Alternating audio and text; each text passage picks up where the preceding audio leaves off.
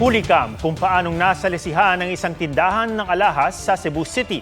Sa Zamboanga del Sur, isang tindera na tumangging magbenta sa customer ang hinablutan ng kwintas. May spot report si Alan Domingo ng GMA Regional TV. Abala sa pag-aayos ng paninda sa labas ng kanyang tindahan, ang babae ito sa Mulave, Zamboanga del Sur, nang dumating ang isang lalaking naka-helmet.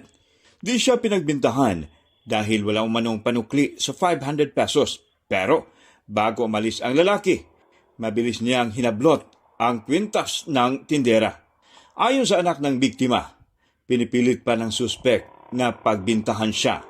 Motong murag italikod siya wala di kay sensilyo nay moto di dira ang iyahang pinulta. Nagkakahalaga ng 30,000 pesos ang kwintas. Patuloy na tinutugis ang suspek. Sa Cebu City, tila bumibili ng alahas ang babaeng ito sa isang jewelry store. Pero ang tunay niyang pakay nasa po sa CCTV nang itago sa kaliwang kamay niya ang tinitingnang alahas. Mabilis niya itong itinago. Nasa 1 milyong piso ang halaga ng mga alahas na natangay ng babae at dalawa niyang kasabwat. Ang nadala nila is nasa mga 3 o 4 na alahas. Makikita naman sa video kung paano nila ginawa yung diskarte nila na pinalipat-lipat lang sa kamay. Nai-report na sa pulisya ang insidente. Sa Quezon City, may iniabot na paper bag ang kasambahay na ito. Sa kausap niyang lalaki, ang laman ng paper bag, pera at alahas na ninakaw umano ng kasambahay mula sa kanyang amo na nagkakahalaga ng mahigit 2 milyong piso. Ayon sa pulisya, nasa bakasyon ang amo ng kasambahay noong mga oras na yun. Pinasok niya yung kwarto ng kanyang amo. Dinistrang kanya yung mga drawers kung saan doon niya kinuha yung mga pera at alahas.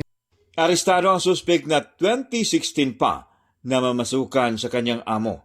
Ginawa ko yun base sa utos lang po doon sa cellphone na kausap ko po kay ma'am. Sino po yun? Yung boses po ni ma'am. Hindi, ano sinasabi niya? Na punta ako sa kwarto niya, kunin ko daw yung mga alahas niya doon. Sinampahan na siya ng reklamo. Patuloy pang tinutukoy ang pagkakakilanlan ng lalaking pinag-abutan ng paper bag. Mula sa GMA Regional TV, Alan Domingo, GMA News.